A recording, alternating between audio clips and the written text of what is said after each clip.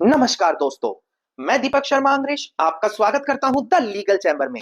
अब दोस्तों, आज हम एक काफी इंपॉर्टेंट टॉपिक के ऊपर बिल्कुल नई जजमेंट आप लोगों के लिए लेकर आए।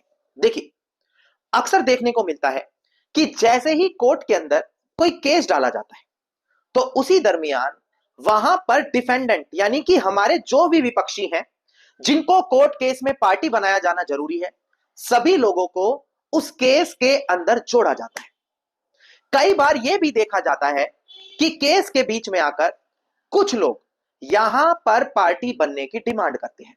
उदाहरण के तौर पर समझाऊं ताकि ज्यादा क्लियर हो। मान लेते हैं एक व्यक्ति ने किसी को प्रॉपर्टी बेच दी। प्रॉपर्टी बेचे जाने के बाद एक इंसान आकर खड़ा हो गया कि ये तो मेरी प्रॉपर्टी थी, किसी और ने बेच दी। तो वहां पर केस चल रहा है और इसी बीच आकर जिसने प्रॉपर्टी खरीदी है वो बोल रहा है कि ये तो आपस में झगड़ रहे हैं, मैंने तो अब खरीद ली, मुझे भी पार्टी बनाओ। तो इस तरीके से किसी ना किसी केस के अंदर कोई व्यक्ति नया आकर ऐड होना चाहता है। तो ऐसी कंडीशन में क्या हर व्यक्ति को ऐड करना अनिवार्य है? अगर किसी व्यक्ति को ऐड करना है, किसी व्यक्ति को हटाना है, किसके खिलाफ केस करना होगा, किसके खिलाफ केस नहीं करना होगा, यह चीज कैसे तय करी जाएगी? अगर किसी व्यक्ति को छोड़ दिया गया केस के अंदर, बाद में कोर्ट का निर्णय आ गया, तो क्या उस व्यक्ति के ऊपर भी वो निर्णय लागू होगा या फिर नहीं होगा? ये सारी की सारी चीज हम आज की वीडियो में डिस्कस करने वाले हैं। अब दोस्तों, अगर आप लोगों को हमारी ये वीडियो अच्छी लगती है, अगर आप लोगों को लीगल चैम्बर टीम की तरफ से किए गए एफर्ट्स अच्छे लगते हैं, तो बिल्कुल छोटा सा अनुरोध है, इस वीडियो को तुरंत लाइक करें और कमेंट सेक्शन में जरूर लिखें कि आप किस देश और दुनिया से हमारी ये वीडियोस देख रहे हैं। तो चलिए दोस्तों, अब आज की इस वीडियो को हम ज्यादा लंबा ना करते हुए आज की इस वीडियो को स्टार्ट करते हैं।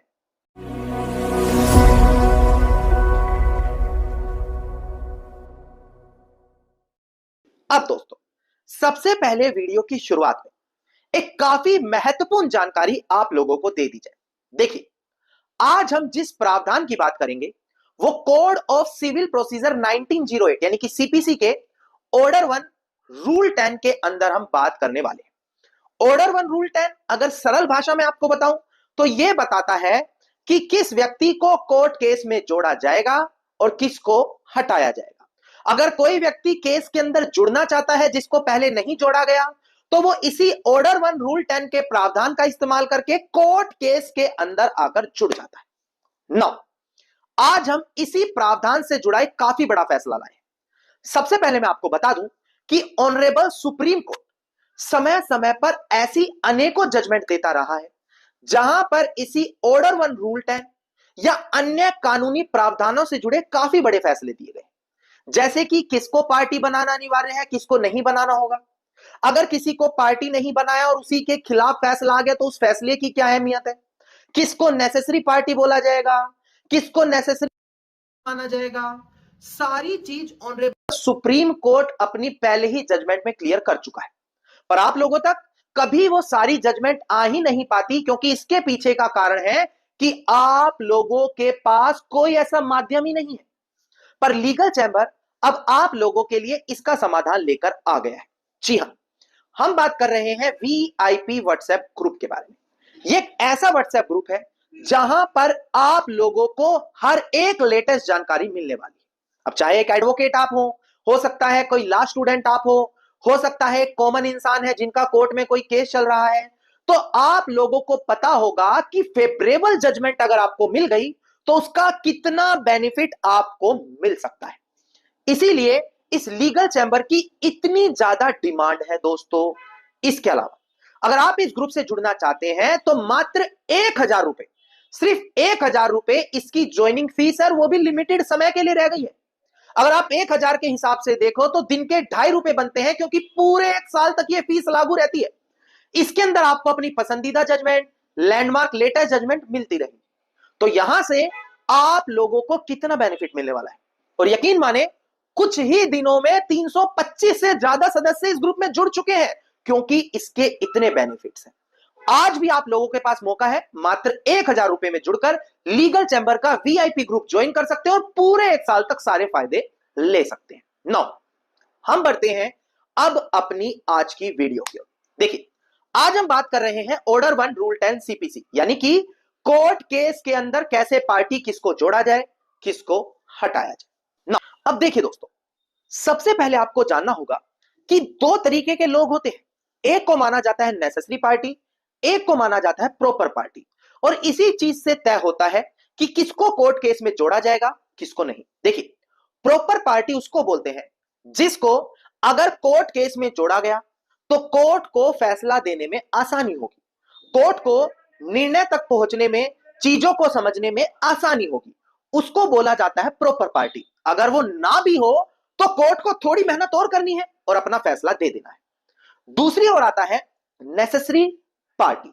नेसेसरी पार्टी का मतलब होता है जिसको कोर्ट केस में अगर नहीं जोड़ा गया तो कोर्ट का जो भी निर्णय आता है वो वैलिड नहीं होगा, क्योंकि जिस व्यक्ति को नहीं जोड़ा गया था उसको केस में जोड़ा जाना अनिवार्य था। उदाहरण के तौर से समझे, एक व्यक्ति है जिसका नाम राहुल है, उसकी प्रॉपर्टी किसी दूसरे व्यक्ति ने तीसरे इंसान को बेच दी।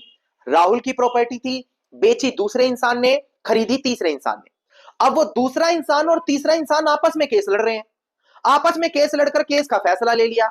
अब कल को जब राहुल को पता लगेगा कि देखो मेरी प्रॉपर्टी किसी और ने किसी तीसरे को बेच दी, तो राहुल वहां पर नेसेसरी पार्टी था, क्योंकि बिना उसे समझे सुने तो यह तय ही नहीं किया जा सकता था क्या उसकी प्रॉपर्टी दूसरे इंसान ने जो बेची है उसकी मर्जी से बेची है।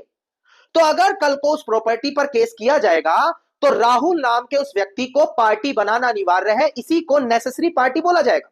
अब क्वेश्चन आएगा उसको पार्टी नहीं बनाया तो क्या होगा?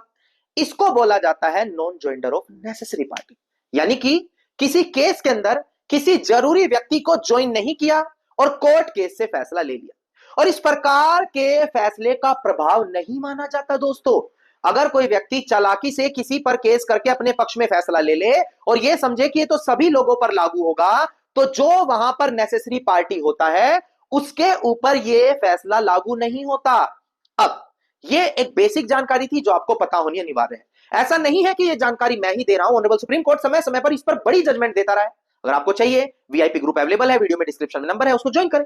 नाउ अब हम आते हैं अपनी लेटेस्ट जजमेंट की ओर। सबसे पहले डिस्प्ले पर देखकर ध्यान दें, मैं जजमेंट का केस टाइटल आपके साथ डिस्कस करूं। देखिएगा दोस्तों, डिस्प्ले देखिएगा दोस्तों, केस टाइटल है सबिता साहू जो पिटिशनर है versus Nishakar Singh and other जो यहां पर अपोजिट पार्टी है। अब यहां पर 31 अक्टूबर 2025 की जजमेंट है Odisha, honourable Odisha high court की। नाउ सबसे पहले डिस्प्ले पर देखिए कि ऑनरेबल ओडिशा हाई कोर्ट ने यहां पर क्या बोला।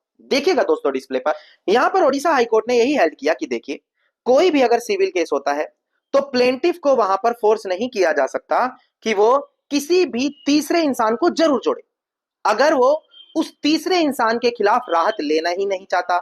और इस प्रकार से अगर प्लेंटिफ उसे नहीं जोड़ता तो ये प्लेंटिफ का खुद का रिस्क माना जाएगा। और यहां पर यही बोला कि ऑर्डर 1 रूल 10 के अंदर कोई इंसान अगर जुड़ना चाहता है तो हाइपोथेटिकल फ्यूचर डिस्प्यूट के ग्राउंड्स पर वो नहीं जुड़ सकता।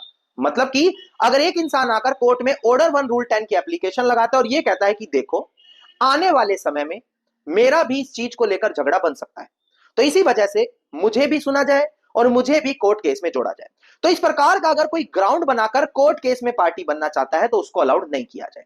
पहली चीज यहां पर मैं आपको बताऊं, हर केस के अंदर खासकर सिविल केसेस में जो प्लेंटिफ होता है जिसने कोर्ट में वाद दाखिल किया है उसको मास्टर ऑफ द सूट बोला जाता है, यानी कि वो तय करता है कि उसको किसके खिलाफ राहत मांगनी है और किसके खिलाफ नहीं मांगनी। अगर वो चाहे तो 10 लोगों के खिलाफ केस डाल के सबसे राहत मांग सकता है, चाहे तो उनके खिलाफ ना मांगे। कल को तीसरा इंसान आकर बोले मुझे तो जोड़ा नहीं, तो प्लेंटिफ की मर्जी है, वो मास्टर ऑफ द सूट है।